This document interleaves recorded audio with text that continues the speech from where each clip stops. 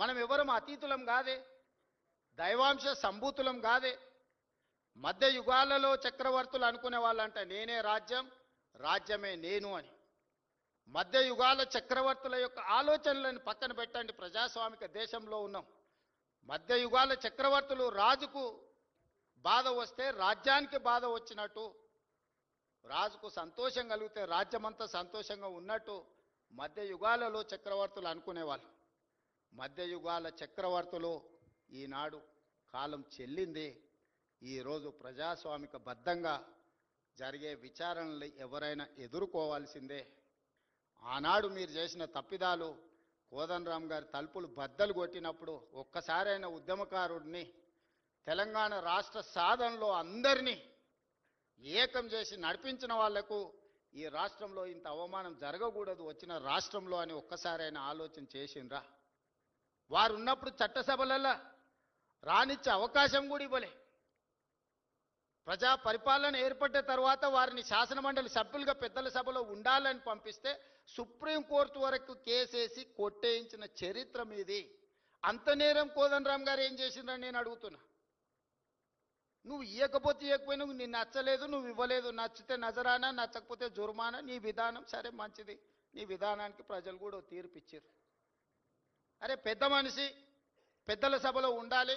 మాలాంటి యువకులకు వారు ప్రజల నుంచి నిత్యం ప్రజల మధ్యలో ఉంటారు, ప్రజల నుంచి సమస్యలు తెలుసుకుంటారు, వాటిని చట్టసభలలో ప్రస్తావిస్తే ఆ సమస్యలు పరిష్కరించవచ్చని ఒక మంచి ఆలోచనతోని వారిని పెద్దల సభకు తీసుకొస్తే, ఆ తీసుకొచ్చిన పెద్దల సభలోకి తెచ్చిన అంశాన్ని కూడా సుప్రీంకోర్టు వరకు కేసులేసి కొట్లాడి కొట్టేయించాల్సినంత తప్పిదం ప్రొఫెసర్ కోదండరాం గారు ఏం చేసిందని నేను ఈ వేదిక మీద నుంచి అడుగుతున్నా. ఇలాంటి విషయాలు ఎన్నో మన సమాజంలో ఉన్నాయి. అందుకే కమ్యూనిస్టు సోదరులని మీరు పోరాటాలు చేసిండ్రు, మీరు నినాదాలు ఇచ్చిండ్రు. మీరు చేసిన పోరాటాలకు, మీరు ఇచ్చిన నినాదాలకు చట్టబద్ధత చేసింది కాంగ్రెస్ పార్టీ. రైతు కూలీ సంఘాలు పెట్టి హక్కుల కోసం మీరు కొట్లాడిరు, కనీస వేతనాల కోసం మీరు కొట్లాడిరు. కనీస వేతన చట్టం కాంగ్రెస్ పార్టీ చేసింది. రైతులు పండించిన పంటకు గిట్టుబాటు ధర ఉండాల్సిందే అని రైతాంగ పోరాటాలు మీరు చేశారు. కనీస మద్దతు ధరను కాంగ్రెస్ పార్టీ చేసింది. దున్నేవాడికే భూమి ఉండాలనే నినాదాన్ని భూమి నుంచి ఆకాశం వరకు మీరు వినిపించారు. అగ్రికల్చర్ సీలింగ్ యాక్ట్ తీసుకొచ్చి పేదలకు భూములు పంచిపెట్టి పట్టాలిచ్చి జాగీర్దారుల దగ్గర, జమీందారుల దగ్గర ఉన్న భూముల లక్షలాది ఎకరాలను సేకరించి ఆ పట్టాలను కాంగ్రెస్ పార్టీ ఇచ్చింది. అడవులలో ఉండే ఆదివాసీలకు అటవీ హక్కుల చట్టం ఉండాలి, వాళ్ళ హక్కులను కాపాడాలి అని మీరు కొట్లాడితే 2006 అటవీ హక్కుల చట్టాన్ని తీసుకొచ్చి పోడు భూముల పట్టాలు 10 లక్షల ఎకరాలకు పంచిపెట్టి చట్టబద్ధత కాంగ్రెస్ పార్టీ కల్పించింది. ప్రజాక్షేత్రంలో ఉండి కొట్లాడి ప్రజల పక్షాన నిలబడి వాళ్ళ తరఫున మాట్లాడే గలం ఎర్రజెండా. ఎర్రజెండా కొట్లాడిన ప్రతి అంశాన్ని చట్టాన్ని చేసిన చరిత్ర కాంగ్రెస్ది. నాణానికి రెండు వైపు ఎలానో ప్రజలకు కూడా కమ్యూనిస్టులు, కాంగ్రెస్ పార్టీ అంతే అవసరం. ఈనాడు మోడీ లాంటి వాళ్ళు 1 నేషన్ 1 ఎలక్షన్ అంటుర్రు. ఇది 1 నేషన్ 1 ఎలక్షన్ కాదు, 1 పర్సన్ 1 పార్టీ అనే విధానాన్ని తీసుకురావాలని ఈరోజు దేశంలో ప్రయత్నం చేస్తున్నారు. మొన్న జరిగిన పార్లమెంట్ ఎన్నికల్లో 400 సీట్లు అడిగింది రాజ్యాంగంలో మార్పులు తేవడానికి కాదు, రాజ్యాంగాన్ని తొలగించడానికి. రాజ్యాంగంలో మార్పులు తేవడానికి సింపుల్ మెజారిటీ చాలు. 123 సార్లు ప్రజల అవసరాల కోసం మనం రాజ్యాంగాన్ని సవరించుకున్నాం. జస్టిస్ సుదర్శన్ రెడ్డి గారు చాలా రాజ్యాంగ సవరణల గురించి వారు ప్రస్తావించారు.